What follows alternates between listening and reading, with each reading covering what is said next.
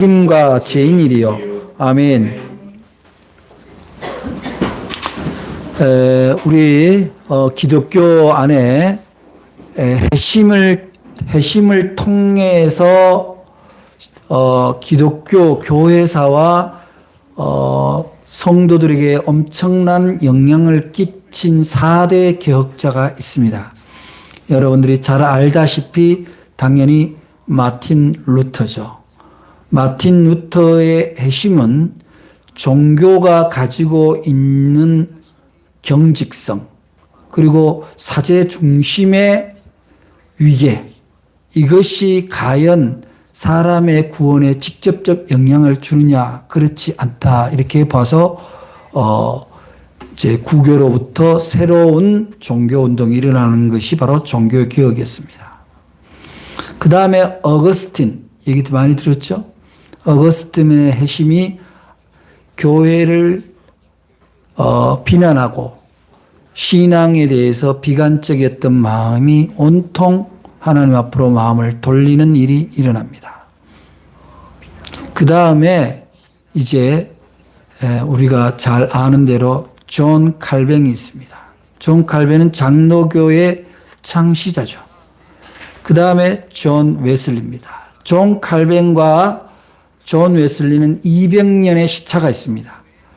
존 칼빈은 1530년대, 40년대에 활동을 했던 종교운동가라면 그로부터 200년 뒤에 존 웨슬리가 영국을 변화시킵니다. 근데 명백한 차이가 있습니다. 존 칼빈은 가톨릭의 위기에 대해서 반감을 가졌습니다. 그는 프랑스 출신인데요. 여러분 알고 계시는지 모르지만 칼빈은 사제 출신이나가 아니에요. 평신도입니다.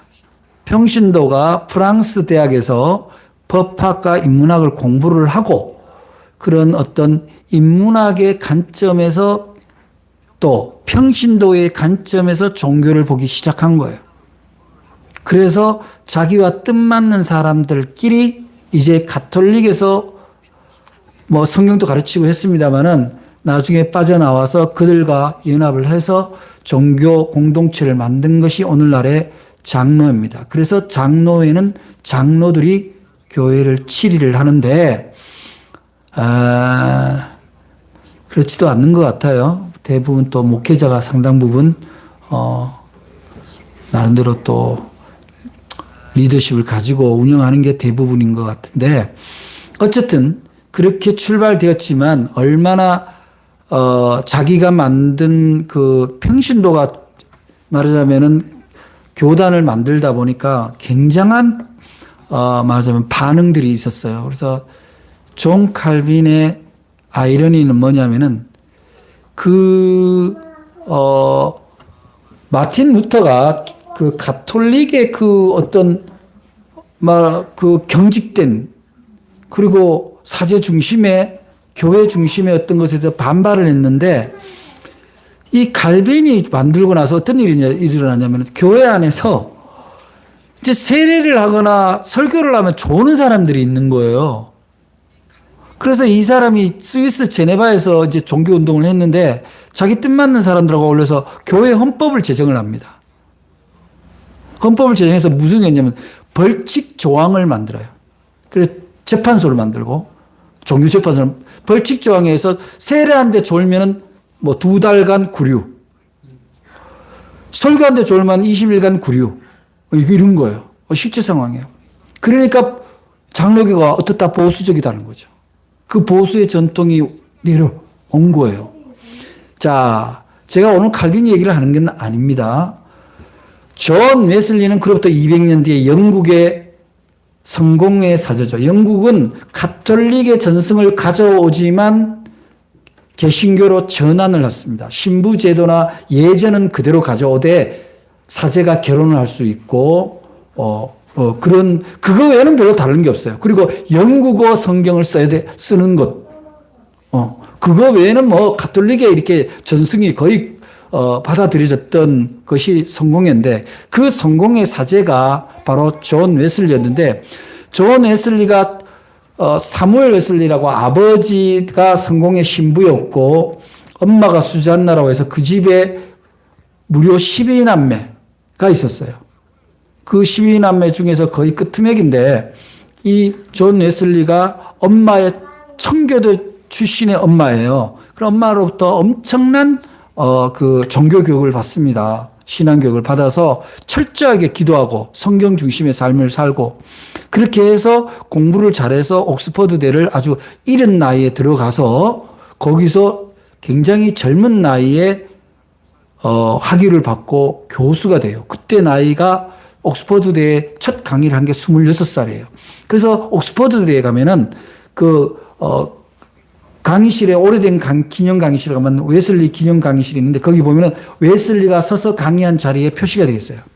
존 웨슬리가 강단이. 그런데 이 존 웨슬리가 그렇게 철저한 믿음 생활을 합니다. 그래서 대학을 자기가 다닐 때도 그렇고 교수를 하면서도 소위 홀리클럽 철저하게 성경 중심의 삶을 살고 학교 학생들 동료들 간에 또 제자들 간에 철저하게 매주 자기들의 신앙을 성경에 비추어서 검증하는 그런 생활을 했습니다. 그렇게 해서 그가 영국 교회 사제로서 활동을 했지만 여러 가지로 맞지가 않아요. 그래서 내가 신앙이 잘못됐나? 그랬는데 그래서 그가 바로 영국을 떠나서 미국 조지아주로 선교를 떠나게 됩니다. 그 선교를 떠나서 거기에서 한 선교 활동을 하는데 잘 안 돼요. 선교를 하는데 잘 안 되고 한 여인을 만납니다. 소피아라고 한 여인을 만나는데 연애도 실패를 합니다. 연애도 실패해서 엄청나게 그 선교도 안 되고 연애도 실패하고 그 여자가 자기를 열렬히 사랑하고 서로 했는데도 불구하고 나중에 결국 딴 남자하고 결혼하게 되면서 존 웨슬리가 굉장히 상실감을 가지고 다시 영국으로 돌아옵니다. 돌아와서 약간의 우울감과 실패, 열등감 그렇게 지내다가 어느 날 1738년 5월 24일 루터 교회 영국의 런던의 이른바 올더스 게이트라고 그 거리에 있는 작은 교회를 갑니다. 오늘 우리 김 지사님 내외분이 작은 교회 온 것처럼 그 교회에 가서 이제 어떻게 하냐. 그날 거기에 루터 교회 목사가 주석을 읽는데 로마서에 믿음으로 의인이 되리라라는 그런 주석을 듣는 중에 이제 상심한 존 웨슬리에게 성령이 임합니다. 성령이 임해서 괜찮아요. 애기는 얘기하는 게 우리 교회에서 애기 소리 들리는 게 언제? 그 로마서 주석을 읽는데 이 존 웨슬리가 가슴이 뜨거워지고 까닭 없는 감동이 자기 마음을 휩쓸고 가는 걸 느낍니다. 이거는 신앙생활 한 사람이면 이게 성령이 임재했다는 걸 직감적으로 알 수 있습니다. 저도 마찬가지 회심의 사건이 있었고요. 그 내용이 이제 여러분 주보의 뒤에 보면 존 웨슬리의 회심 일기 그래서 1738년 5월 24일 저녁에는 별로 이렇게 해서 쭉 내용이 나옵니다. 그래서 여러분들이 나중에 한번 읽어보시는데 자 이렇게 회심을 했는데 이 사람이 회심을 했던 내용은 뭡니까? 자신이 실패를 했다는 것에 대해서 자신에 대한 자기심도 있지만 자기를 방해했던 사람들도 있다라는 그런 어떤 뭐랄까요? 누군가와 책임을 나누고 싶은 누군가를 원망해야 될 대상이 있었던 거예요. 그러니까 그런 생각을 하고 있으니 게 사람 속에 미움이 있고 원망이 있으면 그 얼마나 힘들겠어요. 그랬는데 그것이 해결이 되는 은혜가 성령 강림을 통해서 일어난 거예요. 그래서 여기 오늘 보면 이런 얘기가 나옵니다. 자, 중간에 보면은 세 번째 문단에 보면은 나는 악의적으로 나를 이용했거나 박해한 사람들을 위하여 있는 힘을 다하여 기도하기 시작했다. 이게 무슨 얘기예요? 성령이 임하니 자기를 미워하고 박해했던 사람들을 위해서 기도하는 놀라운 반전이 생기는 거예요. 그러면서 이제 그가 여러분 구원이 다른 게 아닙니다. 구원이라는 거는 내 안에서 미움과 원망이 사라지고 감사가 임하는 순간이 구원입니다. 뭐 어저께가 석가탄신일이라 그러는데 석가가 부처가 되는 걸 뭐라 하냐면 욕심이 완전히 사라질 때 부처가 된다 그랬거든. 근데 저는 그게 인간이 불가능하다고 보는 거예요. 인간의 능력으로, 수행으로 불가능합니다. 그래서 붓다도 마지막 편지에서 어렵다라고 고백을 해요. 제 페이스북에 그런 글을 올려놨습니다만은, 그런데 성령이 임하니 원망이 사라지고 내 욕심이 무엇이 잘못됐는가를 깨닫게 됨으로 말미암아 뭐가 시작이 되냐면은 거룩한 소망, 거룩한 욕망이 들어온 거예요. 뭐요? 하나님이 기뻐하는 소망의 삶을 살아야 되겠다. 이것이 나의 기쁨이다.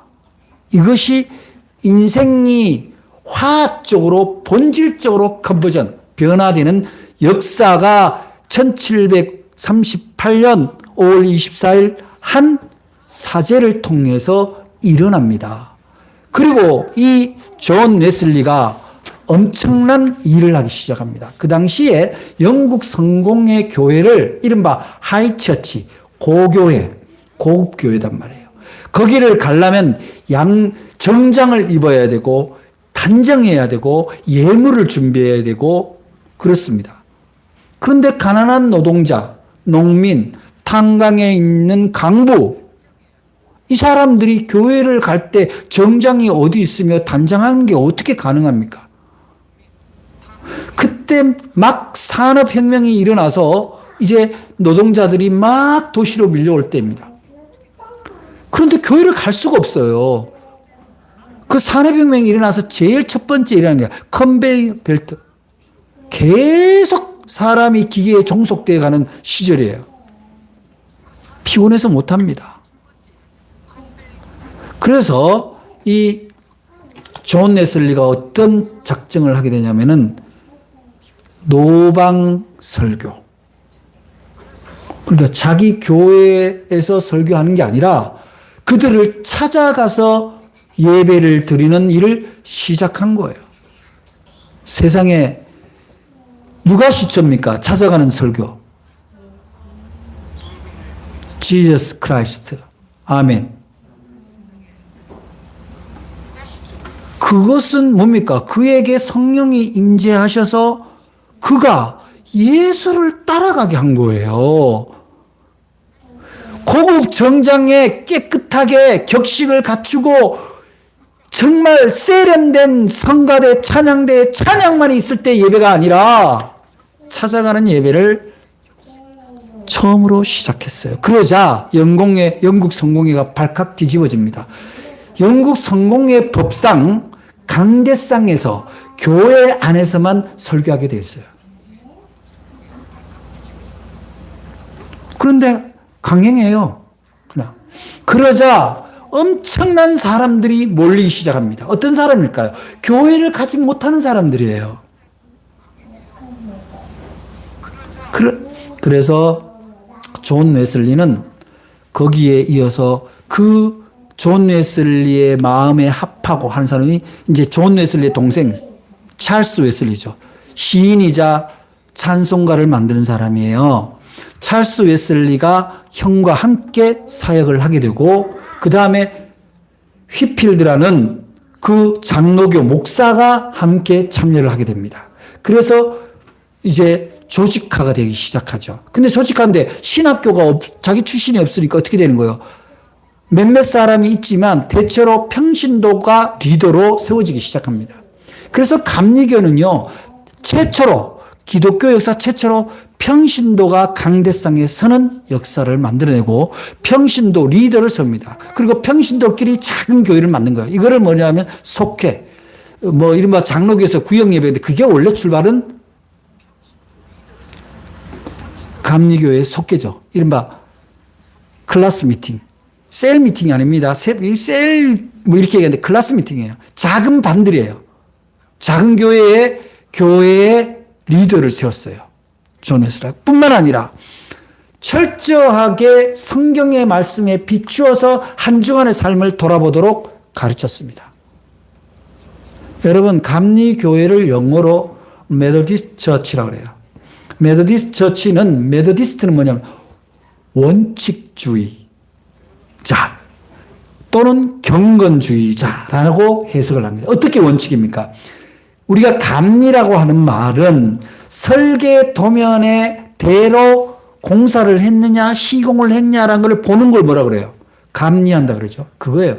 우리가 하나님의 설계대로 성경대로 우리가 살고 있느냐, 그렇게 우리의 인생이 만들어져 가고 있느냐라는 것을 매주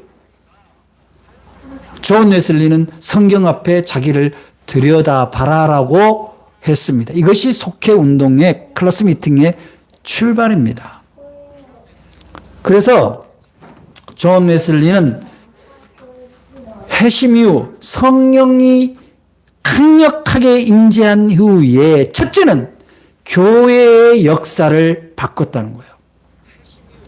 사제 중심의 교회 건물 중심의 신앙 공동체 운동이 이제 찾아가고 실천하는 운동으로 바뀌었습니다. 여러분 요새 신협 있죠? 신협.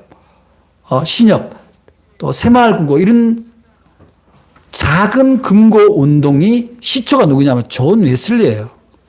존 웨슬리가 가난한 이들에게 성도들 중에 어느 정도 부가 있는 사람들한테는 여기다 저축을 해라. 단 이자는 없다. 당신이 있는 돈을 가난한 사람한테 무이자로 빌려주고 하나님한테 당신은 은혜를 받으면 된다. 그래서 신협 운동을 한 거예요. 금고 운동을. 두 번째, 고아들을 모아서 또 공장에서 노동에 착취되는 아이들을 모아서 대안학교를 만듭니다. 이게 감리교 운동의 핵심적인 내용이에요. 세 번째, 교도소, 교정 선교를 합니다. 갇힌 자들 중에 억울한 사람이 있는지. 네 번째, 존 웨슬리 목사님 자신이 병든 자를 치유하기 위해서 민간요법을 연구하고 약을 처방을 해서 그들을 살리는 일에 힘썼다는 거예요. 존 웨슬리 목사님의 유물유품 중에 그런 처방전으로 된 책이 있어요. 거기에는 민간 처방이 엄청나게 들어있습니다. 왜냐? 가난한 사람들은 병원을 갈 수가 없어요. 결정적인 일이 있습니다. 노예해방운동이요. 여러분들 노예해방운동으로는 아브라함 링컨만 생각하죠? 이미 그보다 앞서서 영국에서 이미 노예해방운동을 했어요. 적어도 하나님을 믿는 성도가 사람을 팔고 사는 일을 해서는 안 된다는 거예요. 발칵 뒤집어졌습니다. 영국이. 여러분 상상해 보세요. 그 노동시장에 그 사람들을 그냥 밥만 먹여주고 일을 시킬 수 있는 흑인들을 데려다가 사고 파는데 그거를 못하게 하는 건 말이 됩니까? 그러면 그 교회에 누가 남겠어요? 그 공동체. 여러분 상식적으로 생각해 보세요. 예수님의 오병이어의 기적이 있었던 언덕배기에 5,000명 이상의 사람이 누가 있었겠냐고요. 그 당시에 주류 세력들이 있었을까요? 그렇지 않습니다. 늘 가난하고 그래서 늘 착취당하면서도 그들에게 충성해야 되는 사람들이 모였던 거예요. 존 웨슬리가 노예해방운동을 하자 영국 사회는 발칵 뒤집어집니다. 그런데 그것을 반대할 명분이 없는 거예요. 누가? 교회가.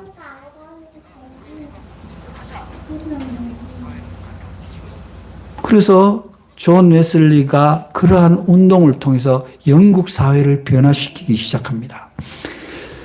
존 웨슬리의 설교와 존 웨슬리의 성경 중심의 삶을 가르치고 점검하고 지도자를 세워서 존 웨슬리가 영국의 천국을 다니면서 부흥회를 하고 그 부흥회란 게 뭐예요? 다 교회 밖의 부흥회예요. 그래서 그래도 영국의 사제였죠. 그 당시 신분까지는. 그러자 결국은 나중에는 영국으로부터 영국 성공회로부터 파문을 당합니다.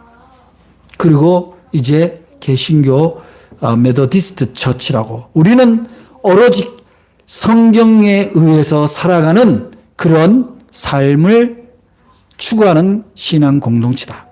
그리고 거기에는 사제가 중요하지만 평신도도 얼마든지 이 사역에 참여해야 된다. 그래서 일어난 것이 존 웨슬리의 운동입니다. 그래서 프랑스 역사가인 토마스 칼라일은 뭐라고 하냐면 18세기 존 웨슬리에 일어난 감리교회가 영국을 시켰는데 영국은 유혈이 없는 반면에 없이 혁명이 이루어졌어요. 인간 중심, 하나님 중심의 혁명이 일어난 반면에 어떻게 됐습니까? 프랑스는 유혈의 혁명이 생겼다. 이렇게 나오죠. 그래서 존 웨슬리에 의해서 결국은 노예를 팔고 사는 것이 크리스천들 안에서는 있을 수 없다. 근데 영국이 국교가 크리스천인데 기독교인데 어떻게 가능하겠어요? 뭐 음성 중에는 있었겠지만 공개적으로는 하기 어려운 시대를 만들었고 그 다음에 제일 중요하게 생각했던 게 뭐냐면은 기독교인이 자신의 개인 구원을 이루어야 되지만 자신의 개인 구원이 사회 구원에 영향을 끼치지 못한다면 사회 구원이라는 거예요. 내가 예수 믿고 구원받아서 내가 하나님 나라를 산다면 내가 모여 있는 자리가 하나님 나라가 되도록 하지 못하면 그거는 반쪽이다 이거야. 여러분 계란 한 판에 30개인데 반은 썩었고 반은 멀쩡하면 그게 온전한 계란이라고 할 수 있나요? 그래서 존 웨슬리는 성도들에게 경제 정의를 얘기합니다. 너희들이 돈을 벌 때 하나님이 보시기에 이웃이 보기에 부정하지 않도록 벌어라. 그 다음에 할 수 있는 대로 성실하게 돈을 벌어라. 그러나 그 돈을 또한 거룩하게 쓸 줄도 알아라. 사람이 크리스천의 거룩함이라는 것은 교회에 들락날락하는 발걸음 수보다 더 중요한 게 뭐냐? 내 주머니에 돈이 얼마나 거룩하게 있고 얼마나 거룩하게 쓰임받느냐는 것이다. 그래서 존 웨슬리는 경제정의를 굉장히 중요시합니다. 그 다음에 사회정의입니다. 예수 믿는 사람들이 직장 생활을 하면서 전혀 다른 모습이 없고 그들과 똑같다라면 이거는 일단은 신앙이 사회에서 구현되지 못했다는 거예요. 무슨 얘기냐? 뭐 제가 자주 얘기합니다만은 여름 휴가인데 알짜배기 날을 골라야 돼. 그거 골라서 뭘 하냐? 교회가 되게 그런 때 또 전교인 수련회를 하든지 뭐 여름 성경학교를 하든지 하잖아요? 왜냐? 교인들의 휴가 때 해야 되니까. 필요는 해요. 그런데 다른 사람도 가고 싶어, 그날. 그랬을 때 우리는 나 여름 성경학교 해야 되기 때문에 나 교회 봉사해야 되기 때문에 금요일 날 일찍 퇴근해야 되고 그날 나 휴가 내야 된다. 이것이 과연 실질적으로 예수적 삶과 무슨 지적 연관이 있냐고 했을 때 종교 생활하고는 연관이 있을 수 있어요. 자영업자를 하는 사람은 용기를 내야 돼. 그때 휴업을 하고 가야 돼. 그러나 함께 공동생활을 하는 직장인은 전혀 다른 문제예요. 존 웨슬리가 사회정의를 요구하는 것은 네가 신앙인이기 때문에 다른 사람한테 피해 주는 건 안 된다는 거죠. 뭐 상대방이 동의를 하면 오케이지만. 그런데 봐보세요. 오늘날 사회적 비리, 정치적 비리로 왔다 갔다 하는 사람들의 그 가족들 중에 혹은 본인이 크리스천인 경우가 얼마나 많습니까? 정치인들 중에. 사회적 참사에 대해서 진심이 없는 크리스천들이 얼마나 많습니까?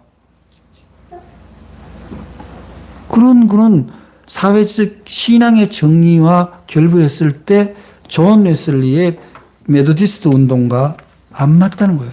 자, 존 웨슬리가 매주 금요일 날 속회를 열어라. 그 속회에서 검증하라는 건 뭐냐면, 자, 네가 이번 주 주간에 하나님 앞에 기도하고 일을 했냐라는 걸 묻고, 그 다음에 그 기도 제목이 뭐냐고 묻고, 그 기도 제목대로 너는 실천했냐는 걸 묻고, 그 실천의 덕목이 예수가 하고자 하는, 성경이 말씀하고자 하는 것과 무슨 상관이 있냐는 걸 묻는 거예요. 내가 부자 되게 해달라, 내가 높은 지위가 있게 해달라, 누구보다도 내 명예를 빛나게 해달라라는 것이 아니라, 네가 조금 손해보더라도 사랑에 부합했냐는 거죠. 기독교라는 종교는요, 한 방울 딱 떨어뜨리면 사랑이에요. 그 어떤 것도 기독교를 대체할 수 없습니다. 그거를 존 웨슬리는 요구했던 겁니다. 근데 그게 어떻게 가능합니까? 어떻게 가능합니까? 교회에 가서 열심히 예배 드리면 그것이 전부인 걸로 생각하는데, 예배 소중합니다. 예배 안 드리고 어떻게 크리스천이겠어요? 예배는 기본이에요, 기본. 기본 내놓고 다 했다 그러면 되냐요? 우리가 예배는 영적 양식을 먹는 시간입니다. 영적 양식을 먹을 때 우리가 먹을 거, 먹지 말아야 될 거를 구분하는 시간이에요, 예배가. 그럼 먹기만 하고 일은 안 하냐고. 그렇잖아요. 존 웨슬리는 메소디스트라고 얘기했을 때 금요일마다 신앙을 점검했을 때 이유가 뭐냐면, 제발 주일 외의 시간에 크리스천이 되라는 거죠. 그거를 들여다보라는 거야.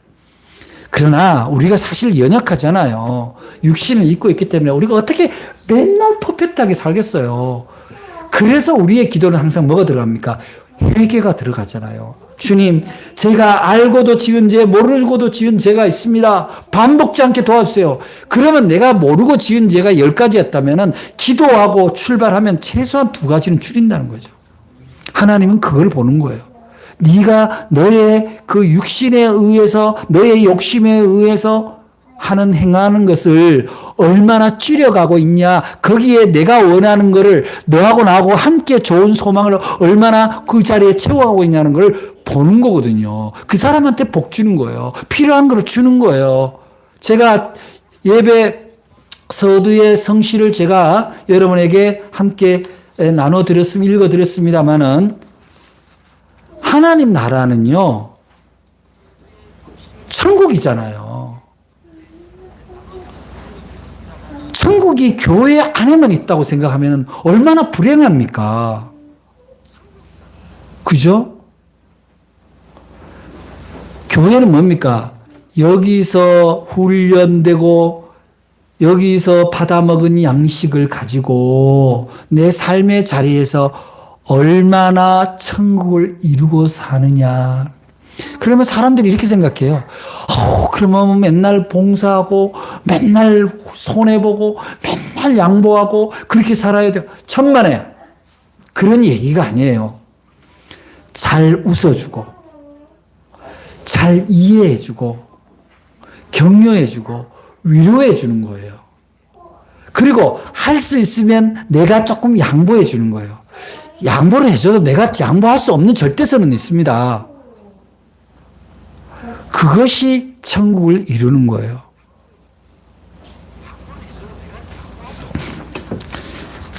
오늘날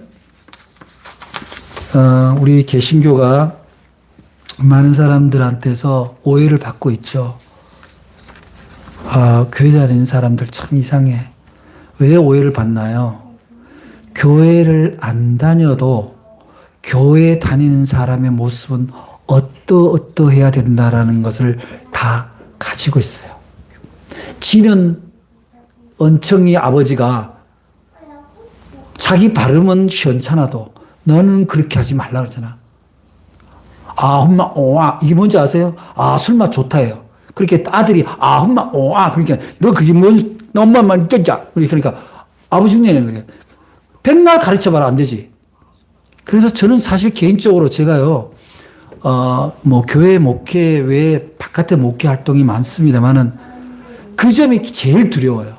내가 목사인데, 내가 젊은이를 가르치는 선생인데, 혹시 내가 말하는 것, 내가 행동하는 것이 크리스천으로서 혹시 잘못된 시그널을 준 건 아닌가?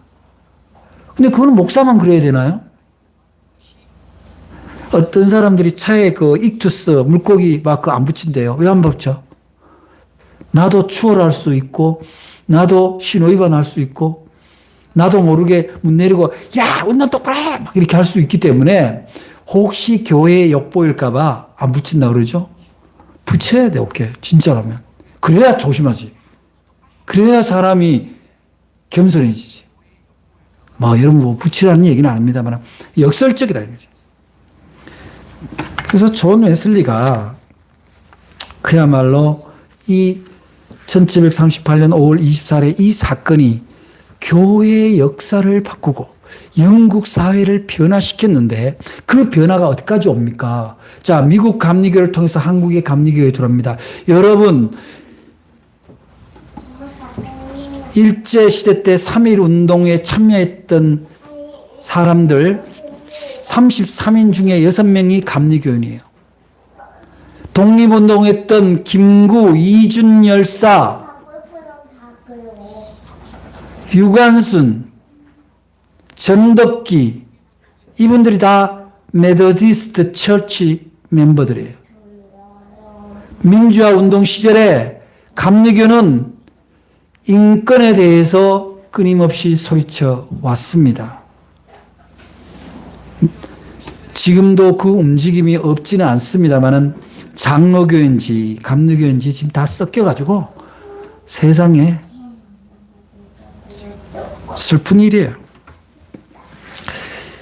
존 웨슬리의 회심을 통해서 하나님은 엄청난 열매를 허락했습니다. 존 웨슬리의 성령의 임재는 신앙의 자세, 신앙의 기준을 바꾸었고 그 신앙의 기준과 자세가 바뀌어짐으로 말미암아 사람 사는 공동체도 변화시키는 놀라운 열매를 가져왔다는 사실입니다. 그것 때문에 감리교가 지금까지 전 세계에서 유지되고 있다는 사실입니다. 사랑하는 여러분, 여러분은 성령 강림절에 뭘 고대하십니까? 성령 강림 받아서 방언하면 됩니까? 방언만 하면 뭐하냐고 기도를 안 하는데 성령 받아서 뜨거운 소명이 생겼습니까?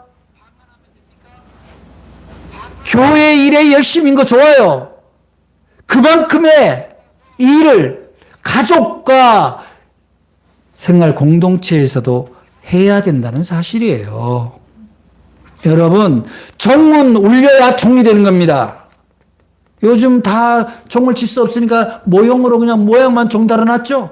죽은 종이에요.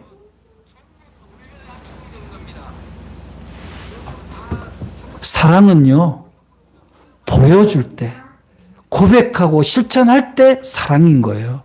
우리가 예수 믿는 사람들, 우리가 크리스천입니다. 우리가 교회 전도지에 보면 똑같이 나오는 말이에요. God is love. Jesus is love. 예수님은 당신을 사랑합니다. 공감되지 않아요. 왜 공감되지 않습니까? 나는 예수 믿는 당신을 통해서 사랑을 보고 싶다는 거죠. 예수 믿는 당신을 통해서 내가 사랑을 발견하기를 원하는 거예요. 그랬을 때 네가 믿는 예수도, 네가 말하는 사랑도 동의하겠다는 거예요. 사랑하는 여러분, 성령 강림절에 우리가 구해야 될 것은 참으로 하나님이 나 안에 임재하기를 구하시기 바랍니다. 그 임재를 통해서 먼저는 여러분이 섬기는 교회를 사랑하고 여러분의 가족을 아낌없이 사랑하십시오. 천국의 출발과 종점은 무조건 가족입니다. 교회 때문에 가족을 등하시하는 거 주님이 기뻐하지 않아요. 주님은 가정을 만들었지 교회를 창립한 게 아니에요. 사랑하시기 바랍니다. 그 다음에 가족을 확장시켜야 돼요. 내가 믿는 내 식구만 가족이 아니라 나하고 함께 일하는 동료도 가족이고 보이지 않지만 저 먼 데서 어려움을 당하고 있는 그 가족도 가족이라는 거예요. 그래서 우리가 함께 가족이라는 영역을 넓혀가고 사랑의 영역을 넓혀갈 수 있을 때 하나님이 나한테 임재한 거다. 그래서 사랑할 줄 모르는 사람은요, 성령이 임재했다고 볼 수가 없어요. 여러분, 방언도 귀신방언이 있듯이 신앙도요, 이상한 신앙이 생길 수가 있어요. 따라서 우리는 오늘 감리교운동의 출발과 열매를 통해서 우리는 무엇보다도 우리가 주님 앞에 성령을 구할 뿐만 아니라 그 성령의 감동을 받은 사람이라면 내가 믿는 신앙을 존중하고 내가 믿는 신앙의 힘으로 사랑을 하는데 주저함이 없는 그런 사람이 될 때 그것이 성령의 열매입니다. 여러분만 구원 받으면 뭐예요?